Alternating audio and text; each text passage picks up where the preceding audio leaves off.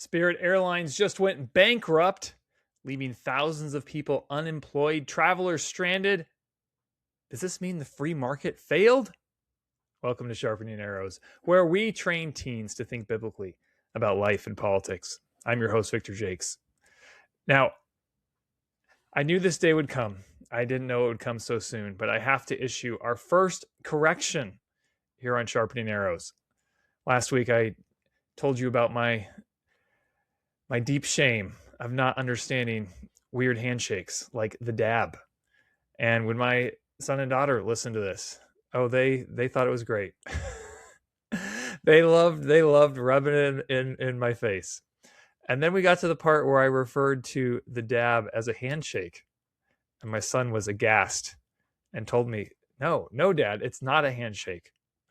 So anyway, I have to apologize. Apparently the dab is not a handshake. I'm so out of it, I don't even know what it is. But there it is.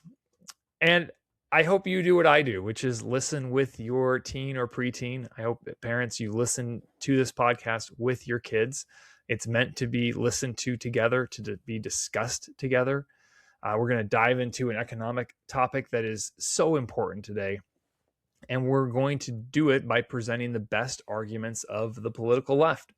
We don't have to be afraid of those arguments. We need to talk about their appeal, why people believe them, and then ultimately why they're wrong.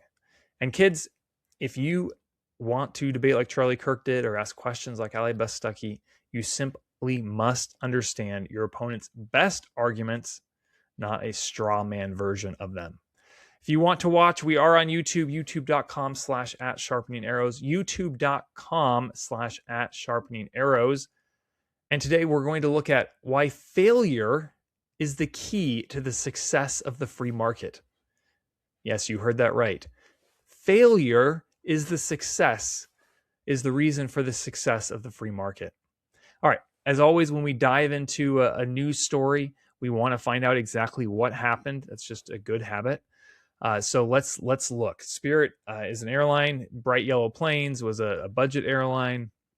Had all the annoying fees to go along with the cheap ticket price. It had about 4% of the U.S. market. This is from CNBC over the weekend. Spirit was making final preparations to shut down overnight. It shut down Friday night, Saturday morning, ended a 3-decade run that brought discount air travel to millions across the United States and as far away as Peru. The company actually started canceling international flights on Thursday to make sure its flight crews wouldn't be stranded. It flew more than 50,000 people the day leading up to its collapse. On dawn, Spirit's website and app were papered over with the message that operations had ended.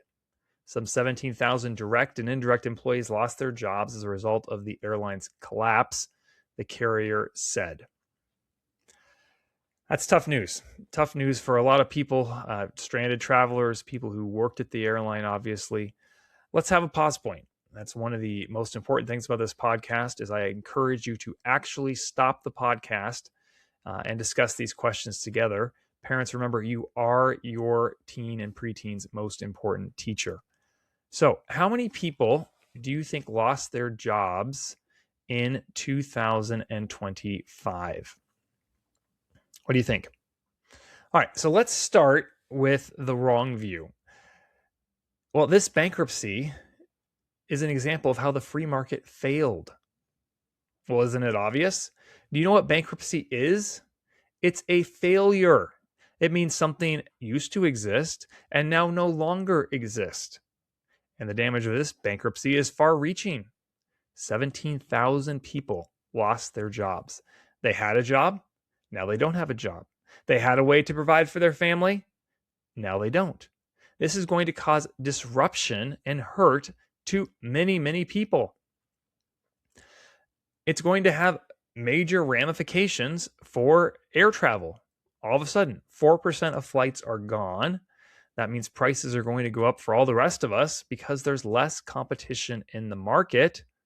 If only the government had run things, disasters like this wouldn't happen. You see, we need government controlling things, not leaving important things like air travel in the hands of a private company. All right, that's a very common view of the world. Just look at the socialists who've been elected in New York City and in Seattle. A lot of people buy into that argument. So let's have a pause point. Which of the great 8 questions would you use in response to this argument? Question 1, what happens next? Question 2, has this been tried before? Question 3, is there a principle involved? Question 4, what are the trade-offs? Question 5, what do you mean by that? Question 6, is this an appeal to emotion or logic? Question 7, my focus on the speaker or the argument? And question 8, what does the Bible say? All right, there are a lot of options here, and I'm actually going to use several of the questions to kind of dig in here. But just remember, if you did not select the question I selected, it doesn't mean you got it wrong. There's lots of ways to attack this issue. And I'm actually going to step back and go with question number 3. Is there a principle involved? And I think this is actually a really important one, because we'll go kind of through just the raw facts of the economics and why this argument doesn't work. But it's important to understand kind of the worldview or the principle that we're building upon. And so let's have a pause point here. Are resources unlimited or scarce? Okay, so when you are debating someone, if you are debating someone about a question of economics, oftentimes if you're kind of talking past each other, the reason is that you have a different worldview than the person you're discussing it with. And oftentimes it's this issue that's a disagreement. So if we have a world where resources are unlimited, that's going to lead you to a whole different set of policy conclusions compared to if we were in a world of scarce resources.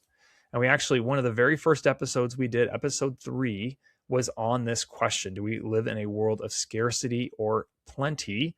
And it's easy to think we live in a world of plenty and unlimited resources because we have unprecedented prosperity here in the United States of America. But that doesn't necessarily mean that resources are unlimited.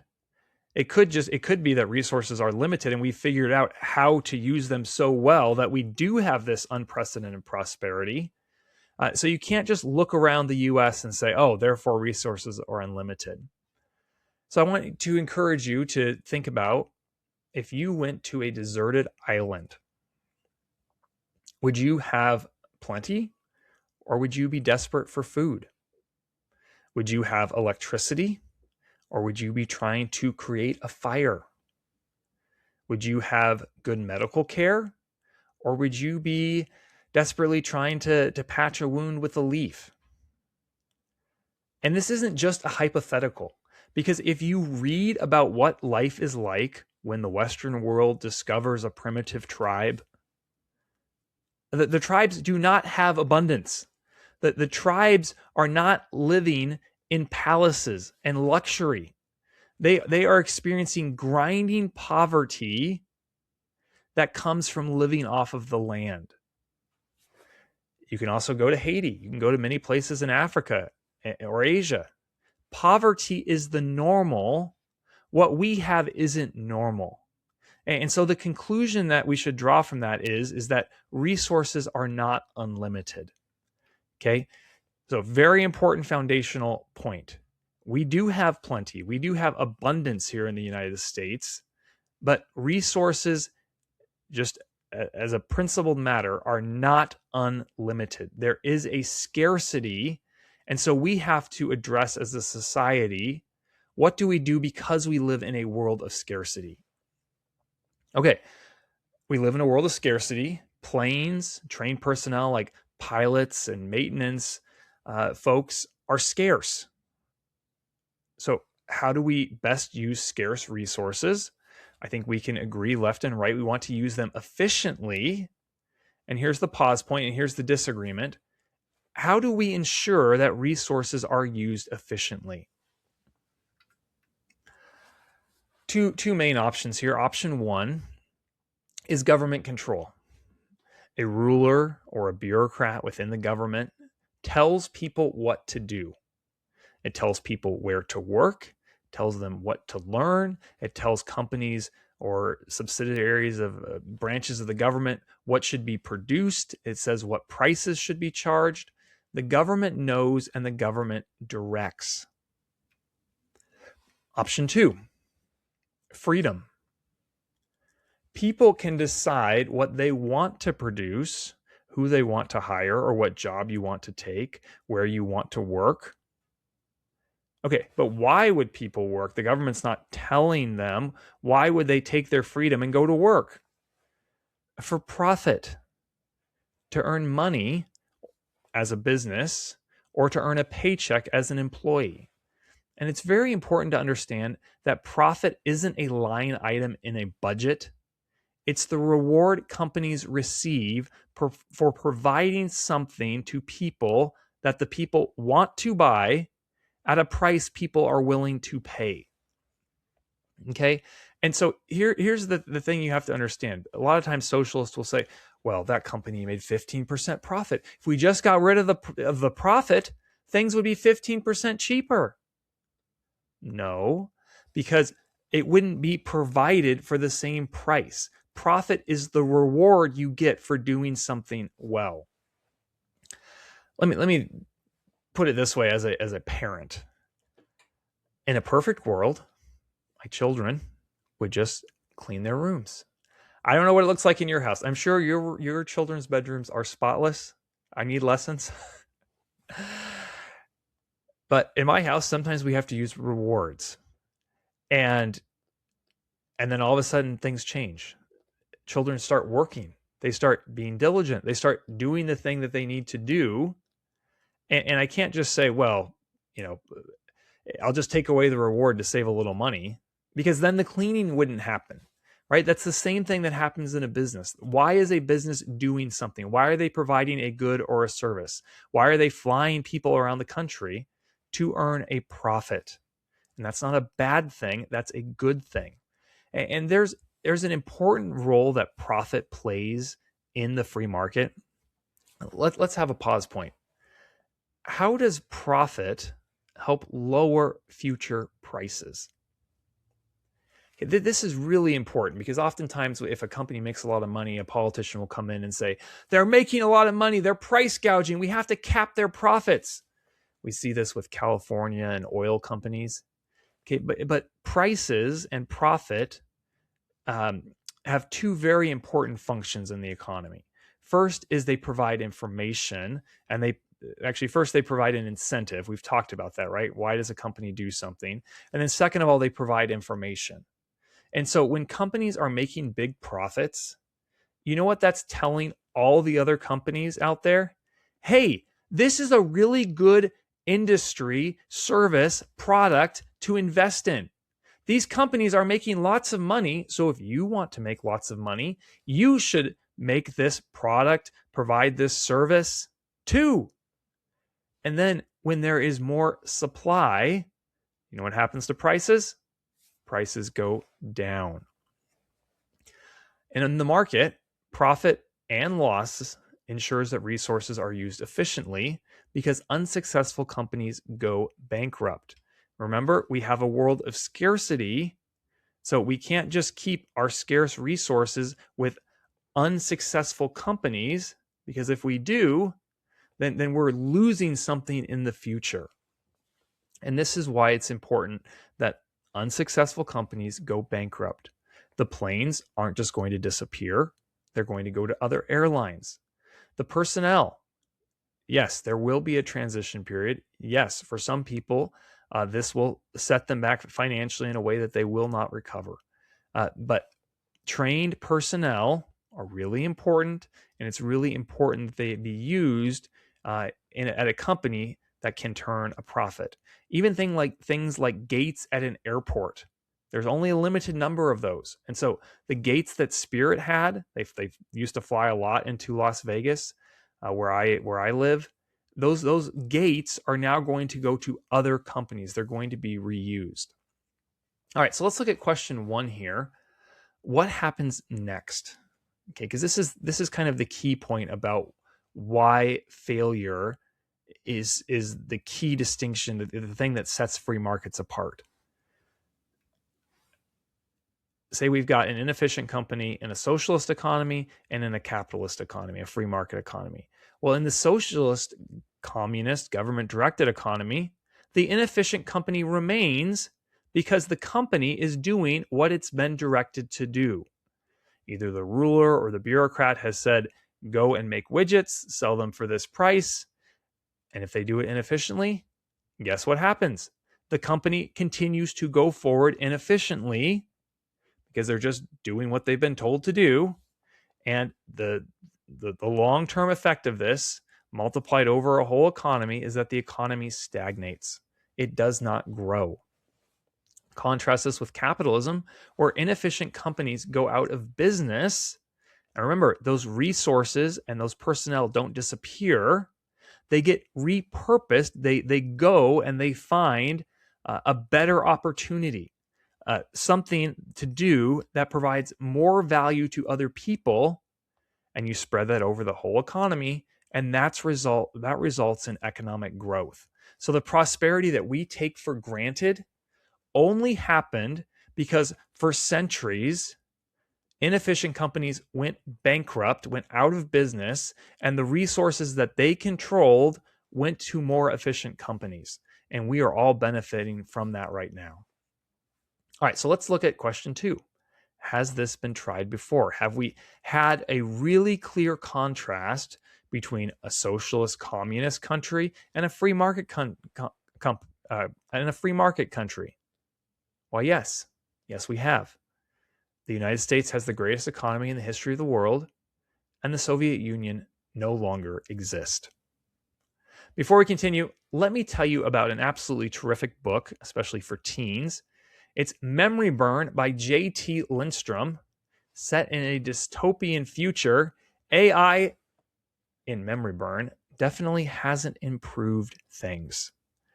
It has terrific action sequences and memorable characters like Elias Vane. He's a smuggler who takes a no questions asked job that, you guessed it, leads to lots of questions, especially about his past that he can't quite remember.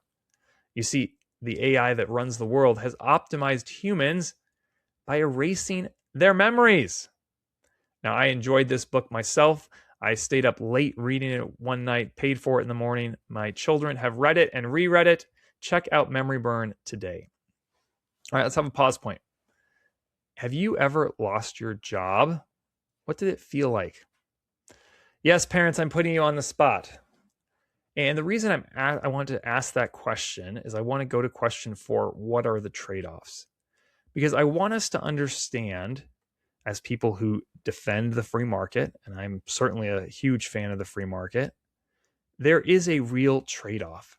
And so when someone on the left says, oh, well, we don't want people to lose their jobs, they're saying that for an understandable reason. I also do not want people to lose their jobs. It hurts to lose your job, especially in a case like this where thousands of these employees went to work, did a good job, and they could not control the factors or the forces that led their company out of business. It wasn't like, oh, everyone's not showing up for work and you're going to get fired because you've been absent for 15 days in a row.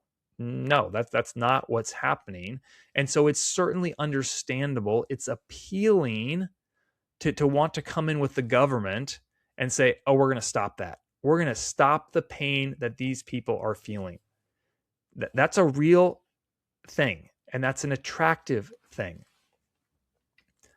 But I want us to understand that even though this many people losing their jobs at one time, it is certainly difficult for them and certainly makes the news, people losing their jobs is actually not unusual. I hope you remember that question we asked at the very beginning of the episode. How many people lose their jobs each year? And I asked it for 2025, but actually I'm going to have to go to 2024, 23 data because that's the earliest I have.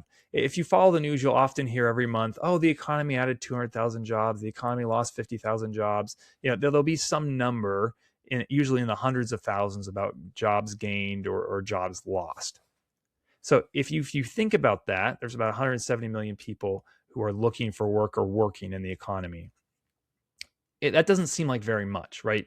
You've got 200,000 jobs gained, 170 million people in the economy. Boy, most people must be keeping their jobs. But that's the net. Okay, this is really important. When you hear about the number of jobs created or lost, that's the numbers of jobs created in total minus the number of jobs lost. And when you go and look at those numbers, it is absolutely dramatic. So, quarter three to 2023 to the second quarter of 2024, so a full calendar year, you had more than 30 million jobs created, and you had about 30 million jobs lost in the economy. I'm just going to repeat that. For this 1 year time period, the economy gained, I'm doing quick math. It looks like 750,000 jobs. That's the net. But in total, about 30 million people gained a job and 30 million people lost a job. So, while job losses are hard, are difficult, no one wants this on for another person, they are a normal part of the economy and an absolutely essential part if you value economic growth. Now, there was a discussion about if Trump should have bailed out Spirit Airlines. He certainly tried to. He offered, I think, $500 million for a 90% stake in the company. What's the argument for this? Well, he was going to prevent job losses. He was going to keep more competition. He thought it was a good deal. He thought the taxpayers would make money. And so when we examine this, we should look at question 7 here. Am I focused on the speaker or the argument? And just because Trump proposes something doesn't mean it's a good idea. You can agree with Trump on 90% of things, and I generally do agree with Trump on 90% of things. But you can't just reflexively say, oh, that person said it, therefore I agree. The only person you should do that is Jesus. The only book you should do that with is the Bible. Everything else, you got to turn your mind on and you got to think about the issue involved. And we're going to go to question 3 here. Is there a principle involved? This is going to lead us to our final pause point. Is it the government's job to grow the economy? Okay, because we often hear politicians brag about, look at the number of jobs that I added to the economy, that were created in my economy. And so, we understand why politicians do that. They're trying to convince people to vote for them, to show them that they're doing a good job. Pocketbook issues really matter to people. But it's important to understand that, no, it's not the government's job to grow the economy. The government's job is to secure liberty. If you go into the Declaration of Independence, that's what it talks about. That there are certain inalienable rights that we as individuals have bestowed on us by God, and the government's obligation is to secure those rights, among them life, liberty, and the pursuit of happiness, or property rights. Now, local governments certainly do a little bit more in terms of education or roads, police, and fire services. But the government's job is to protect people's freedom. And then it's that freedom that individuals use to start businesses, to compete and attract customers. What happens in a bailout is the government is taking tax dollars from taxpayers who aren't interested in that business, who don't use that business, tax dollars from successful businesses, successful competitors, tax dollars from future generations, and then they subsidize a failing company. That's wrong. You see, the government should not pick winners and losers in the economy, even if President Trump does a pretty good job of picking winners. The free market succeeds because it handles failure better than socialism. If you enjoyed this podcast, please subscribe on YouTube or your podcast app, and then send it to a friend. Help them to have a way to discuss these issues with their teens and preteens. Be courageous like Charlie, stay sharp, and give God the glory. I'll see you next time.